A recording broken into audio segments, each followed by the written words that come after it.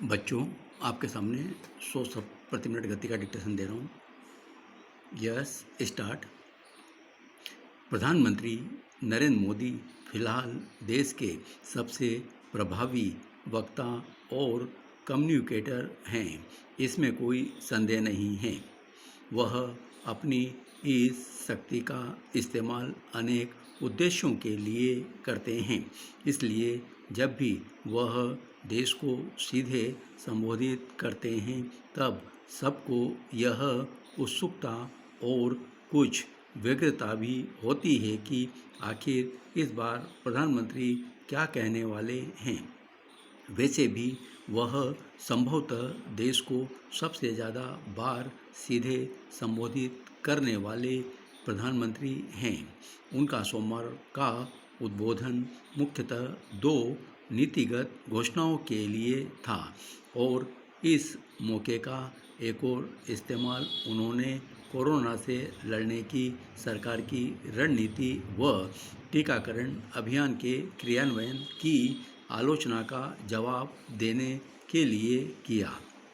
सरकार की कोरोना नियंत्रण और वैक्सीन नीति की कई वजहों से खासकर दूसरी लहर के मद्देनज़र आलोचना होती रही है और एक महत्वपूर्ण मामले में अब सरकार ने सही निर्णय लिया है।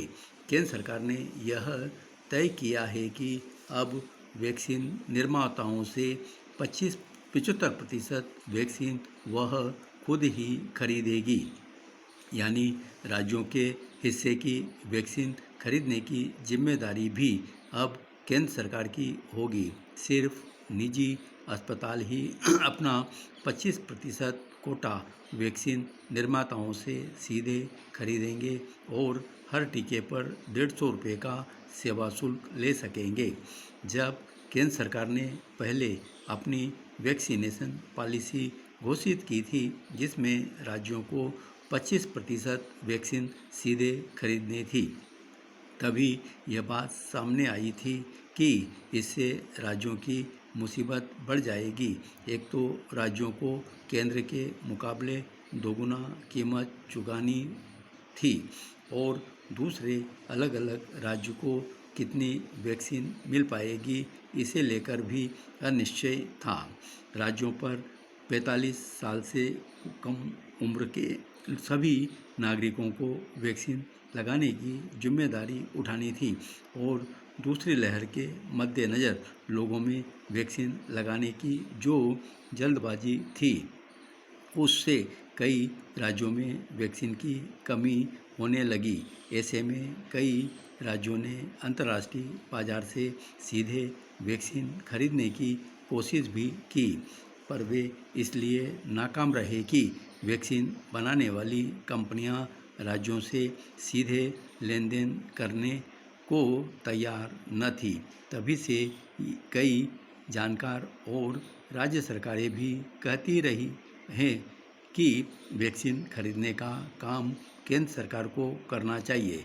सुप्रीम कोर्ट ने भी सरकार की टीकाकरण नीति पर सवाल खड़े किए थे। अब सरकार ने यह फैसला करके अच्छा कदम उठाया है। इसके बाद दो बातें महत्वपूर्ण है। पहली, वैक्सीन वितरण की एक पारदर्शी और न्यायपूर्ण व्यवस्था तैयार करना और वैक्सीन की उपलब्धता बढ़ाने का युद्ध स्तर पर प्रयास। प्रधानमंत्री के संबोधन में दूसरी बड़ी घोषणा गरीबों को मुफ्त राशन मुहैया कराने की योजना को नवंबर तक बढ़ाना है। यह भी अच्छा कदम है क्योंकि अर्थव्यवस्था की स्थिति को देखते हुए अभी गरीबों के लिए रोजी रोटी का ठीक ठाक इंतजाम होने में वक्त लग जाएगा। अगर 2 वक्त की रोटी का इंतजाम निश्चित हो तो अन्य समस्याओं से लड़ने की शक्ति मिलती है। इसके साथ ही केंद्र सरकार को गरीबों को सीधे नकदी देने की योजनाओं पर भी जल्दी से विचार करना चाहिए। कोरोना की दूसरी लहर के उतार के साथ अब आर्थिक गतिविधियां धीरे धीरे शुरू हो रही हैं। अगर लोगों के हाथों में पैसा होगा तो निस्संदेह आर्थिक गतिविधियों को तेजी मिलेगी। धन्यवाद।